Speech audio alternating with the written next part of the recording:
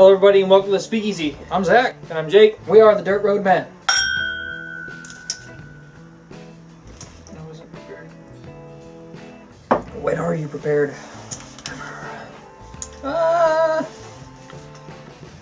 It's not as bad. I hate it less than when I first tried it. So what we've got today is Woodhat. Specifically Woodhat Montgomery County Bourbon Whiskey. They have like 3 or 4 different releases. 2 different bourbon releases, I believe. I believe you. I didn't write down all the releases, but... Yeah, that's just a little one I knew off the top of my head because I saw them on the show. Gotcha. We'll get to look at the camera. So, the cool thing about Woodhat and what at least made me want to try it, I think also you, is everything that goes into this is sourced locally from the around the distillery. Yeah, I believe it's one person's property. Yeah. I don't know if it's all off of his particular property. It didn't specifically say that, but... Yeah, that's what I was told when I was told about it, is this guy had a whole bunch of land down in the Ozark area. In Montgomery County, Missouri? Yeah. But, he got the idea because he noticed that all of their wood was getting turned into barrels and shipped off to Kentucky and Scotland and everywhere else, but nobody around there was making any whiskey. So when they had corn, they had wheat, they had good weather, so he decided to make his own. Really, all you need is corn and wheat, or corn and rye, or... Yeah, a little bit of malted barley does help with the kickstarting the fermentation, but yeah. Yeah.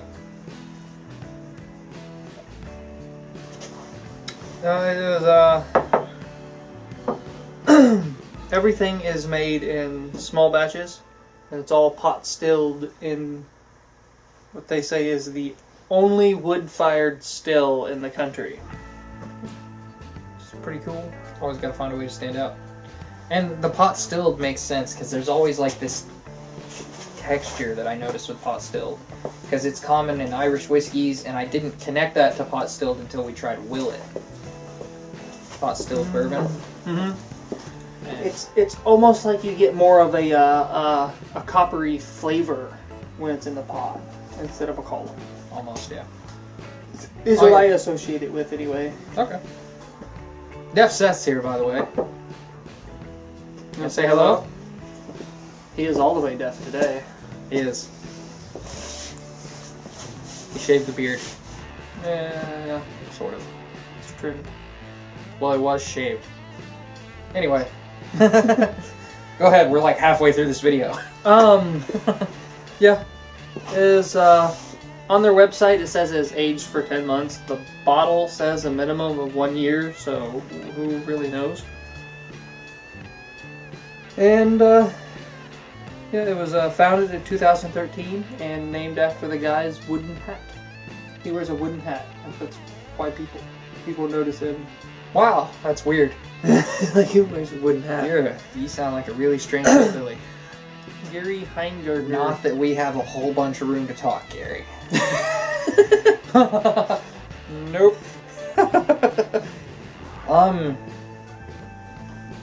The surprising things to me, it does taste young, Mm-hmm. but I don't taste the proof on this. This is 100 proof. Yeah.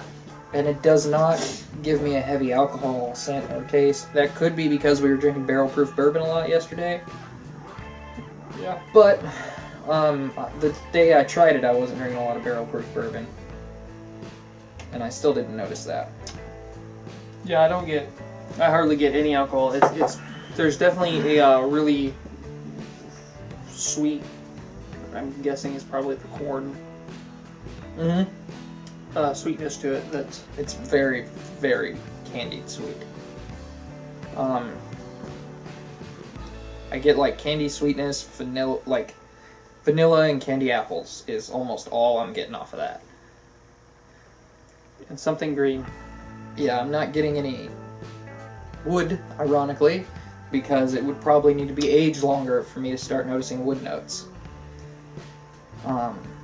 Maybe he should chuck his hat in a barrel after he cleans it. Well, I mean, if he's throwing it in the... Here's my thing about this whiskey, right? I honestly don't think it's that good. Me neither. But I love everything about how this guy is doing things. I know initially his batches were like 10 months old, but this one, I do believe, says that it's aged a minimum of a year. Yes. So maybe he just needs to age his stuff a little longer, and it sounds like maybe he's working up to that as he ramps up production. Yeah, like, relatively soon we might start seeing older whiskeys. Yeah, if I could get a 4-year whiskey out of this guy, I bet it would be a good candle holder. You know, at least a contender, I should say. But this, as it sits, especially given its $40+ price point, and we live near this guy. Well, that's what you get for craft brews, craft distillers, and... Nah. I don't think so. I disagree with that sentiment. Well, I'm saying that's a trend. Yeah, I know. If you go to anything that's doing anything craft. Yeah, they've started going up in price. I think, and this is the second relatively local guy that I've said this about, because I was a little harsh on the Stonebreaker from Restless Distilling. If Restless Distilling is watching this video and saw that video, please also watch the Gully Town video. You're gonna like that one a lot more. But I give this a 4. I would rather drink Henry McKenna. Yeah. 10-year bottled and bond. Because at least it has everything I expect to find in a bourbon. Yeah. And it has some wood notes.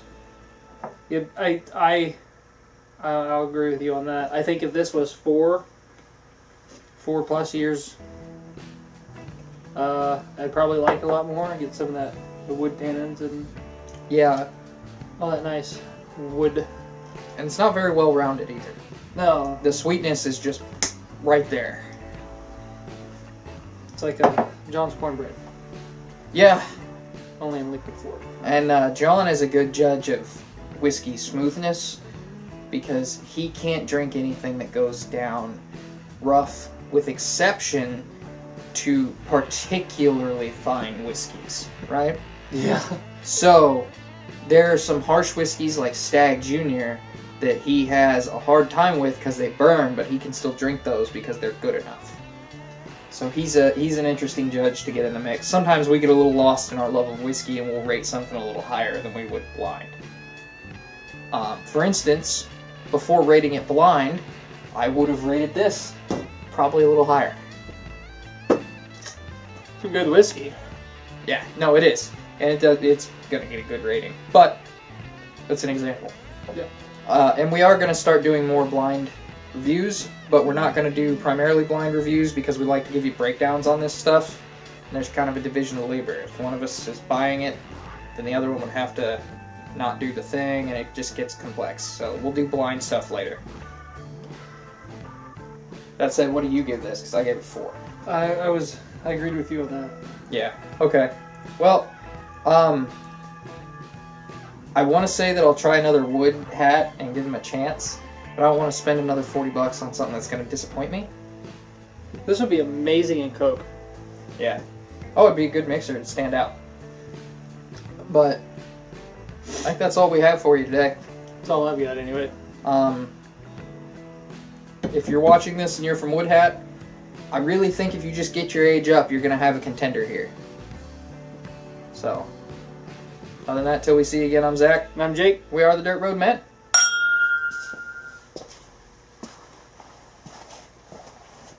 Yeah, that's... yeah, go ahead. Is it still rolling? If you like this video, hit the subscribe button, the notification bell, drop us a comment, and check out our Facebook page for daily updates.